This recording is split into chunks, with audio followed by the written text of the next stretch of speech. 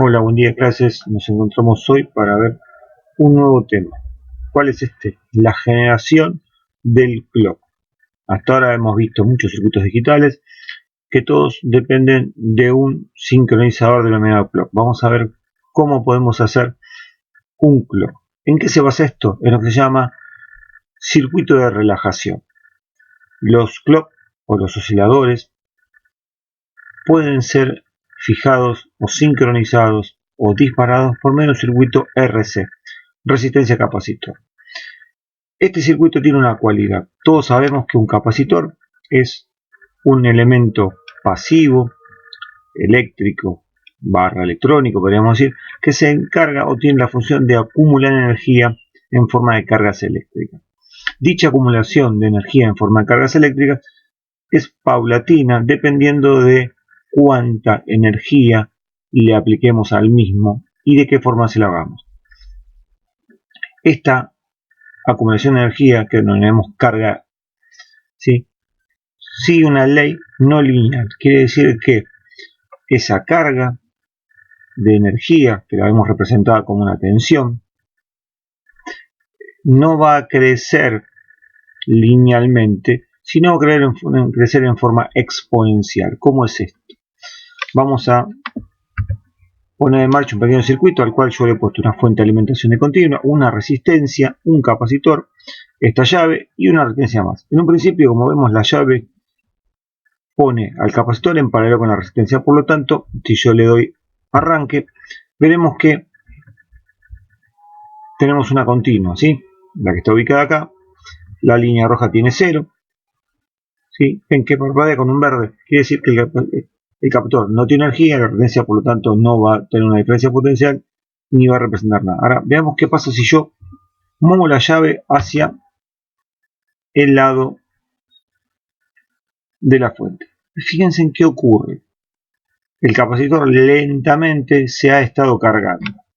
Yo lo que voy a hacer es pausar. Y fíjense en qué ocurre. El capacitor fue creciendo en tensión siguiendo esta forma, esta curva que llamamos exponencial, hasta hacerse asintótico a la tensión de fuente, o sea, estar casi al mismo valor, podríamos decir, paralelo a la tensión de fuente gráficamente. Esta curva la ve representada por medio de esta ecuación en rosa, donde tenemos que V es la tensión del capacitor, B sub V es la tensión de la fuente o la tensión a la que podemos llegar.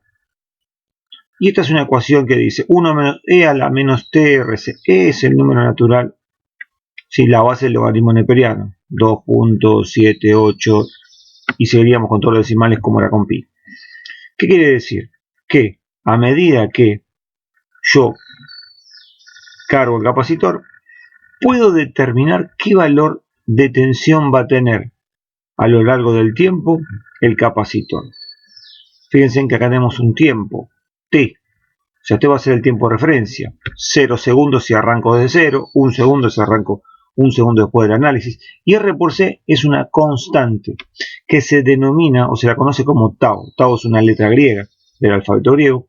Y dice que tau es R por C. A esta ecuación o a este producto se lo denomina constante de tiempo. ¿Sí? Se dice que transcurrido 5 tau, el capacitor ha llegado al 99.99% de carga de la fuente. Fíjense, yo el tau lo tomaría desde el punto de arranque, en este caso 1 megón por 2,2 microfaradios, me daría un valor que si yo lo extiendo en esto, llegaré a el valor máximo de tensión. Hasta ahora no tiene más que una explicación de otro evento eléctrico, ¿sí? Pero veamos ahora qué pasa si yo descargo el capacitor. Por lo tanto lo voy a poner nuevamente en play, seguirá cargado y voy a mover la llave hacia 0. Fíjense en qué ocurre. Lentamente el capacitor se va descargando.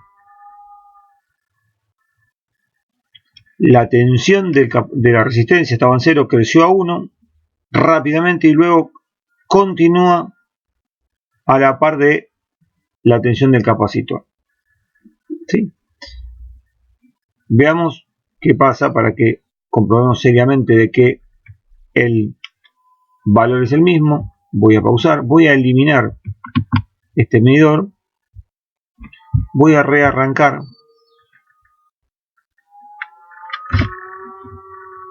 Vamos a esperar aproximadamente que el capacitor se cargue. Como vemos, si me pongo aquí, vemos como la tensión va creciendo, creciendo la corriente hasta que llegamos casi al porcentaje máximo, ese 99.99 que podríamos decirle vulgarmente. Ahora, una vez que está cargado, ¿yo qué voy a hacer? Voy a agarrar y voy a correr la llave. Fíjense en lo que yo decía, la tensión en la red estaba en 0, pasó a 1 rápidamente y volvió a descargarse. ¿Cuál es la ventaja de esto? La ventaja es la siguiente. Si vemos nuevamente, yo puedo seguir esta exponencial, determinar un valor de tensión en un determinado tiempo y saber que si yo de alguna forma lo podría descargar, ese valor de tiempo continuaría.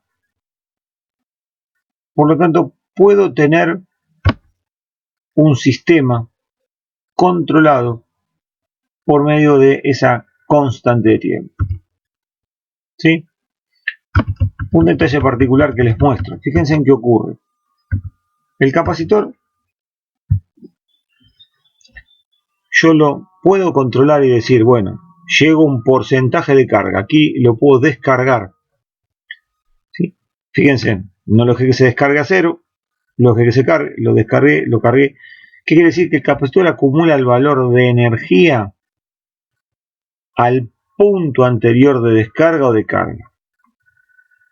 Traducido a un idioma más natural o terrenal, si ese capacitor se cargó hasta 2 volts y yo luego lo quiero seguir cargando, o sea, lo quito del circuito y lo vuelvo a colocar en el circuito, el capacitor va a tener 2 volts. Y cuando lo vuelva a cargar, va a arrancar a cargarse desde 2 volts.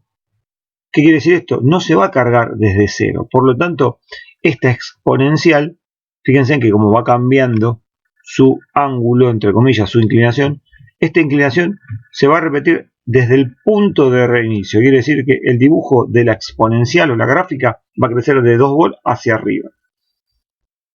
Bien, un detalle puntual, porque muchos dirán, ¿carga un capacitor y acumula energía eternamente? No. Los capacitores tienen lo que se denomina dieléctrico. El dieléctrico es un elemento aislante, que es el que permite evitar que las cargas eléctricas, ¿sí?, que hay sobre el capacitor